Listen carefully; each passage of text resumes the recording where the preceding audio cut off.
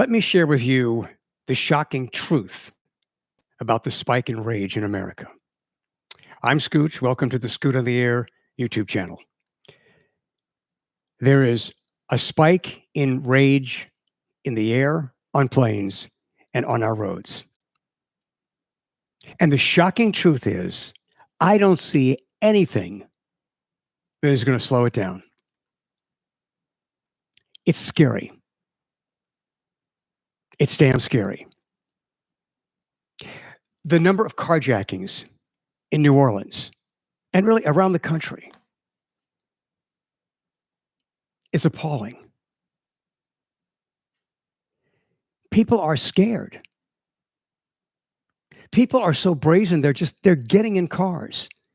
They're stabbing people, they're shooting people, they're killing people.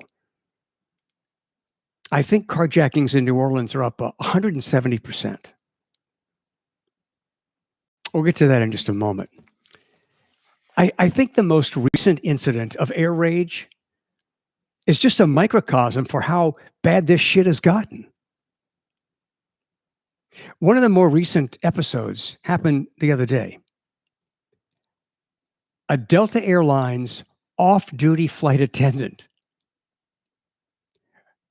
commandeered the PA and told passengers to get in their seats and get ready to use the oxygen masks. Two other flight attendants started a confrontation with the guy. Passengers got involved. The guy's down on the ground on the plane. This was a flight from LA to Atlanta. They had to divert and land in Oklahoma City so this piece of shit could get arrested. This is bullshit. And it's happening almost as if it is acceptable. There are so many incidents involving a freaking damn mask. Like people are fighting over a mask. Look, here's a case. This case actually happened back in November. And Shane Michaels, 42 years old. This was in Des Moines, Iowa.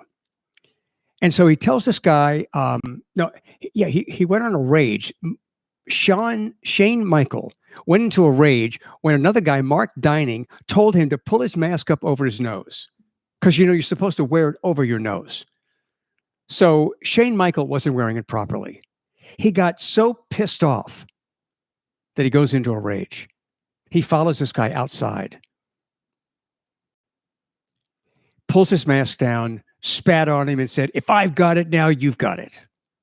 Where is this meanness coming from? I don't know. At a time when we should all just be celebrating the fact that COVID restrictions are loosening up and we're free again to some degree. Why is there this attitude? And it's running all through society. And the shocking truth is, what's going to end it? There's nothing on the horizon. There's nobody on the horizon. There's no leader that seems like they have any kind of sense or grasp on how to stop the rage. It's sad. And anyway, so this guy, Shane Michael, who got into an altercation with this guy because the guy said, "Pull your mask up over your nose." Now, who's right here?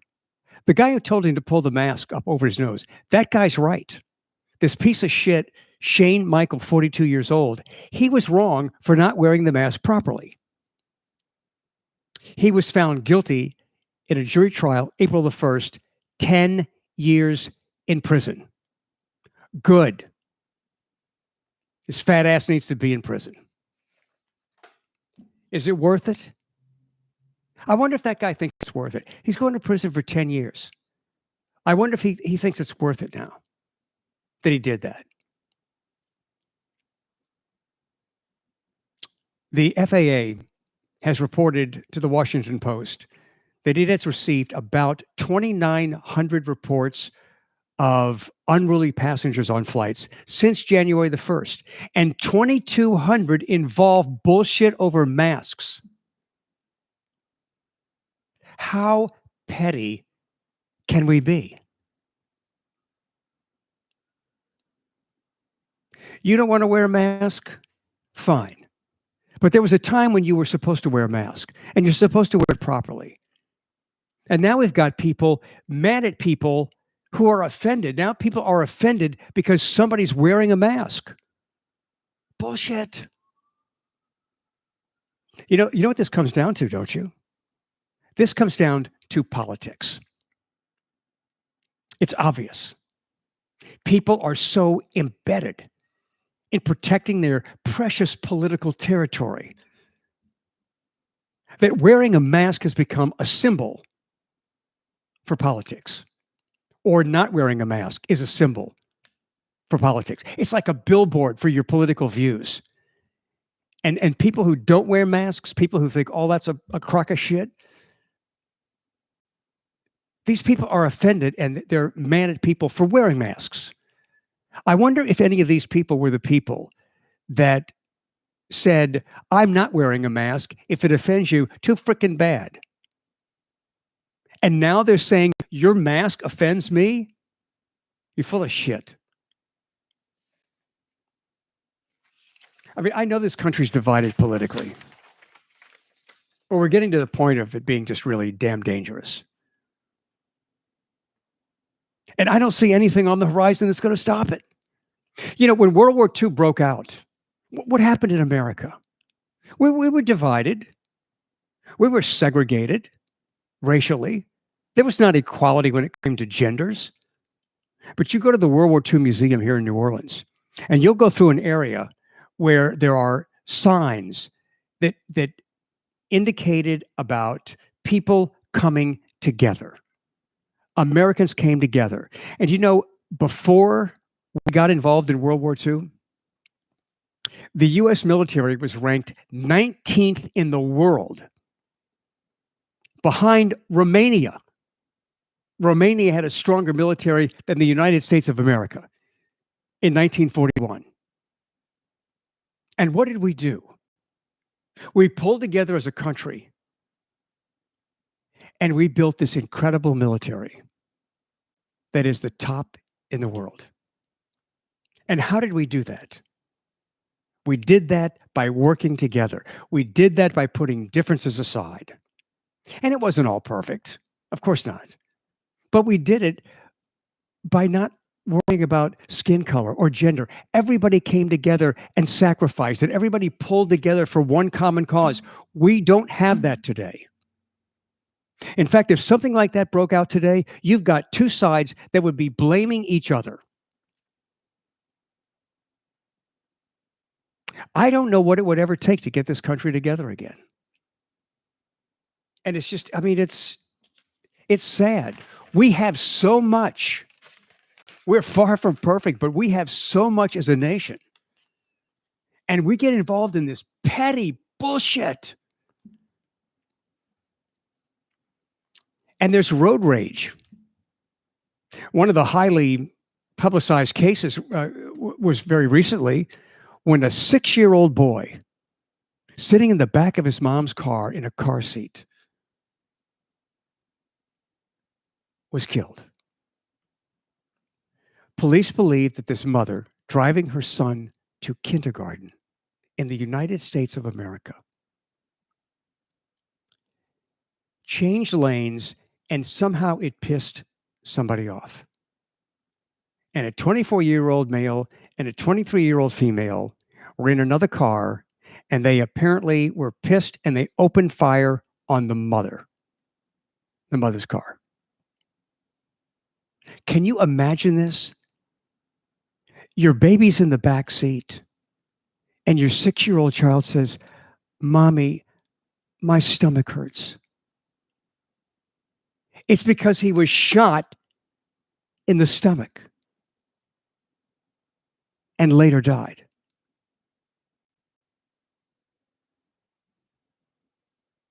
Each of these pieces of shit, 24-year-old male, 23-year-old female, they're each being held on $1 million bail each in Orange County, California. And thank God the public came forward and gave information to have them arrested. So where do we go from here? I don't know. I don't know. I'm a very, very optimistic person, but I see nothing that is going to bring us together. Man, it's okay to have heated political debates. That's okay. That's part of America. Passion behind political debates is part of America. But this ripping apart, this rage, and much of it is over politics. And there are going to be people who are going to make bullshit excuses as to why it's not really about politics. Yes, it is about politics. And damn it, wearing a mask has become political. Well, actually, it always was political for a lot of people. And let's be honest. Conservatives are less likely to wear masks than liberals because conservatives have all the answers. They're right about everything. Well, they're not. Liberals aren't right about everything either. But the lack of respect for each other is pathetic. It is un-American. I hope sometime in the future, very soon, I hope I can be more positive and talk about how there are changes taking place. I don't see it. I'm going to be flying this weekend. I fear an American with an attitude about a mask. I fear that person more than a freaking foreign terrorist. What does that tell you about the state of America? It tells me we're in deep shit. And only we can get ourselves out of this, if we even want to. Everybody's so proud of who they are politically. I'm not budging. I know you can't tell me to wear a mask. You know what? You get on a damn plane, we can tell you to wear a mask. And if you're not going to wear a mask, you keep your stupid, ignorant ass home. You don't have a right to fly. Flying is a privilege. It is not guaranteed in the Constitution that so many people just like revere. And we all should revere the Constitution. But the people who really so strongly believe in the Constitution are defying the Constitution on a regular basis. It is total political hypocrisy. I could go on because I'm angry. I'm very deeply concerned about America. And at least there are enough people like me and many of you that will stand up to this shit. And we will prevail. But I don't know exactly when we're going to prevail. So if you're traveling this summer, if you're flying by air this summer, be prepared for anything. And there are more road rage incidents happening, and more road rage incidents are ending in a gun violent death. And people who are carrying guns, according to a couple of studies at Harvard University over the last couple of years, show that people that have guns in their cars are more likely to be aggressive in a road rage incident. Let me tell you a little something about the Second Amendment. The Second Amendment is not about a gun giving you confidence. Well, confidence maybe, but the Second Amendment is not about giving you permission to have a cocky freaking attitude because you got a gun. Because what, you're nothing without the gun, but you got a gun, so you're Mr. Tough Guy?